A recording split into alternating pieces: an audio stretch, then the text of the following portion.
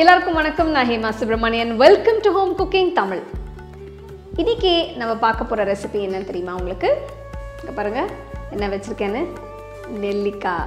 So பேசிக்காக வந்து நம்ம நெல்லிக்காய் சாப்பிடுவோம், ஆனால் நிறைய பேருக்கு டைரெக்டாக அப்படி சாப்பிட முடியாது.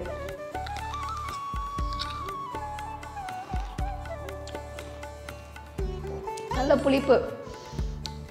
ஸோ இந்த டேஸ்ட் வந்து ஒரு அக்வயர்ட் டேஸ்ட். இதில் வந்து நம்மளுக்கு நிறைய ஹெல்த் பெனிஃபிட்ஸ் இருக்குது. நல்ல rich source of vitamin C, நம்ம இம்யூனிட்டிக்கு ரொம்ப நல்லது, நம்ம ஸ்கின் ஹேர் எல்லாத்துக்குமே ரொம்ப நல்லது. ஸோ ரெகுலராக நம்ம நெல்லிக்காய் சாப்பிட்டோன்னா நம்ம உடம்புக்கு ரொம்ப நல்லது. பட் இது டைரெக்டாக அப்படி சாப்பிட முடியாது.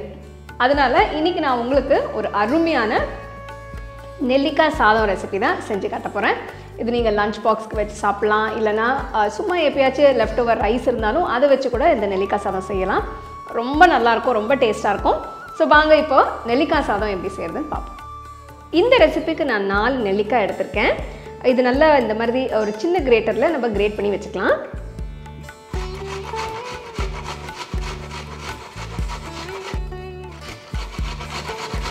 விரல் பத்திரமா பார்த்து கிரேட் பண்ணிக்கோங்க. ஸோ 4 நெல்லிக்காவை இந்த மாதிரி சின்ன கிரேட்டரில் நல்லா சீவி வச்சுருக்கேன். ஸோ பார்த்தீங்கன்னா கிட்டத்தட்ட ஒரு 1/2 கப் வரும். நெல்லிக்காயை சீவி வச்சாச்சு. நான் ரைஸ் ஆல்ரெடி முன்னாடியே வடித்து வச்சுட்டேன். இப்போ அடுத்தது தாளிக்கிறது தான். நல்ல ஒரு வைட் கடாய் இல்லைனா ஒரு நல்ல அகலமான ஒரு பேன் எடுத்துகிட்டு இப்போ ஃபஸ்ட்டு நான் இதில் 1 டேபிள் ஸ்பூன் நல்லெண்ணெய் ஊற்றுறேன். எண்ணெய் கொஞ்சம் காஞ்சதும் இதில் 1 டேபிள் ஸ்பூன் கடலைப்பருப்பு, 1.5 டீஸ்பூன் உளுத்தம்பருப்பு, 1 டீஸ்பூன் கடுகு, 1 டீஸ்பூன் ஜீரகம், 2 காஞ்ச மிளகாய் ஜஸ்ட் கிள்ளி போட்டுறேன். ஸோ இதை லைட்டாக வறுத்துக்கலாம். கடுகு பொரிய ஆரம்பித்ததும் இப்போ நான் இதில் கொஞ்சம் வேர்க்கடலை போடுறேன். இது வந்து வறுத்து வேர்க்கடலை தான். போட்டிங்கன்னா நல்லா க்ரன்ச்சியாக இருக்கும், டேஸ்ட்டும் நல்லாயிருக்கும். முந்திரி பருப்பு கூட நீங்கள் சேர்த்துக்கலாம், ஆனால் இந்த ரெசிபிக்கு வேர்க்கடலைன்னா நல்லாயிருக்கும். சப்போஸ் உங்கள்கிட்ட வறுத்த வேர்க்கடலை இல்லைன்னா நீங்கள் லைட்டாக கொஞ்சம் பச்சை வேர்க்கடலையை ரோஸ்ட் பண்ணிவிட்டு கூட நீங்கள் போட்டுக்கலாம். அடுத்து இதில் 1/4 டீஸ்பூன் பெருங்காயத்தூள், 2 பச்சை மிளகாய் பொடியாக நறுக்கி சேர்க்குறேன். அடுத்து 1 துண்டு இஞ்சி பொடியாக நறுக்கி சேர்க்குறேன். ஃபஸ்ட்டு நம்ம வதக்கிடலாம். ஃப்ளேம் கொஞ்சம் லோலியே வச்சு இதெல்லாம் ஆட் பண்ணுங்கள். இந்த ரெசிபி பார்த்தீங்கன்னா ஜஸ்ட் ஒரு 15 நிமிஷத்தில் செஞ்சிடறாங்க.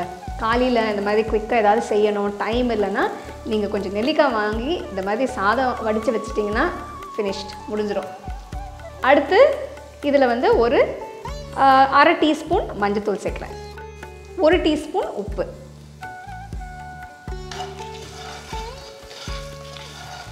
ஸோ இதை போட்டு நல்லா மிக்ஸ் பண்ண பிறகு அடுத்து நம்ம சீவி வச்ச நெல்லிக்காவை சேர்த்துக்கலாம். நான் சொன்ன மாதிரி இதில் நான் 4 நெல்லிக்காய் சேர்த்துருக்கேன். ரைஸ்க்கு தகுந்த மாதிரி நீங்கள் ரைஸ்க்கு தகுந்த மாதிரி நீங்கள் நெல்லிக்காவை அட்ஜஸ்ட் பண்ணிக்கலாம். ஆக்சுவலி நெல்லிக்காய் வச்சு நம்ம நிறைய ரெசிபிஸ் செய்யலாம். அதில் இது ஒரு நல்ல சிம்பிளான ரெசிபி.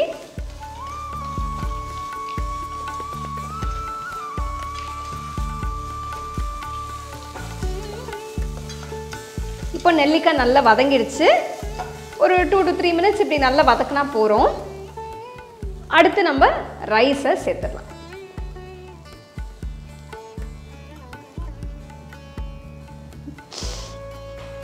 கருவேப்பிலை சேர்க்குறேன், மறந்துட்டேன். அது அந்த பக்கம் இருந்தது, அந்த போலுக்கு தாண்டி அந்த பக்கம் இருந்தது, சேர்க்க மறந்துட்டேன்.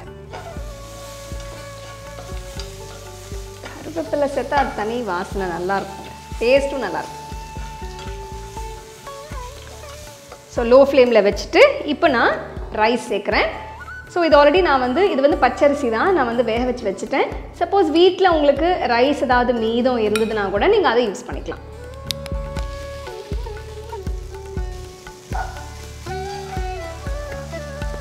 ஸோ ரைஸ் போட்ட பிறகு நல்லா மிக்ஸ் பண்ணிவிடுங்க, எல்லாம் கலந்து வரணும். லோ ஃப்ளேம்லேயே வச்சு நல்லா மிக்ஸ் பண்ணிவிடுங்க. ரைஸ் போட்ட பிறகு நீங்கள் ஒரு வாட்டி உப்பு பார்த்துடலாம். பார்த்தீங்கன்னா எல்லாமே நல்லா மிக்ஸ் ஆகிடுச்சு. கலர் பாருங்கள் எவ்வளோ அருமையாக இருக்குன்னு. ஸோ நெல்லிக்காய் நல்லா புளிக்கவும்னால அந்த உப்பு புளிப்பெல்லாம் நம்ம ரைஸ் போட்ட பிறகு ஒரு வாட்டி செக் பண்ணணும். நான் கொஞ்சம் செக் பண்ணி பார்த்துட்டேன். அதனால் இப்போ நான் கொஞ்சம் உப்பு சேர்க்க போகிறேன். ஒரு 1/2 டீஸ்பூன் சால்ட் சேர்த்துட்டு இன்னும் கொஞ்சம் நல்லா மிக்ஸ் பண்ணிவிட்டு நம்ம இறக்கிடலாம். ஸோ இப்போது உப்பு போட்டுட்டு எல்லாத்தையும் நல்லா மிக்ஸ் பண்ணியாச்சு. நம்ம நெல்லிக்காய் சாதம் ரெடி. இப்போ டேஸ்ட் பண்ணி எப்படி இருக்குன்னு உங்ககிட்ட சொல்கிறேன்.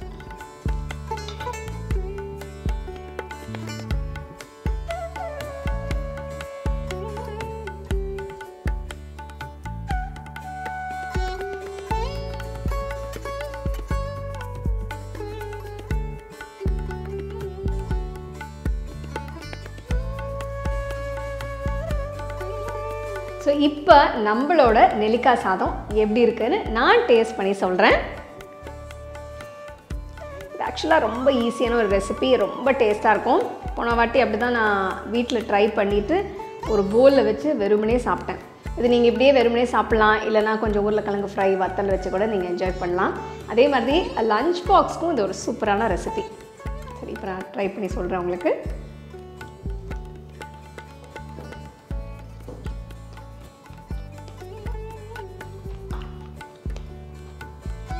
பர்ஃபெக்ட்.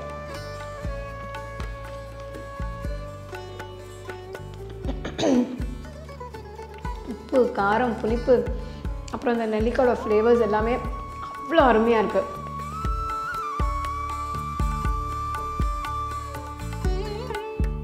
அடுத்த வாட்டி நீங்கள் மார்க்கெட் போகும்போது கண்டிப்பாக இந்த நெல்லிக்காயை நீங்கள் வாங்கிட்டு இந்த நெல்லிக்காய் சாதத்தை ட்ரை பண்ணி எப்படி இருந்தது எனக்கு கமெண்ட் செக்ஷனில் சொல்லுங்கள். இன்னொரு சூப்பரான ரெசிபியோட மீண்டும் உங்களை சந்திக்கிறேன். நன்றி, வணக்கம். The second edition of our home cooking book is now available on our website 21frames.in. I'll give you the link in the description. You can go and check it out. The book is currently available only in India for now, so you can place your orders on 21frames.in.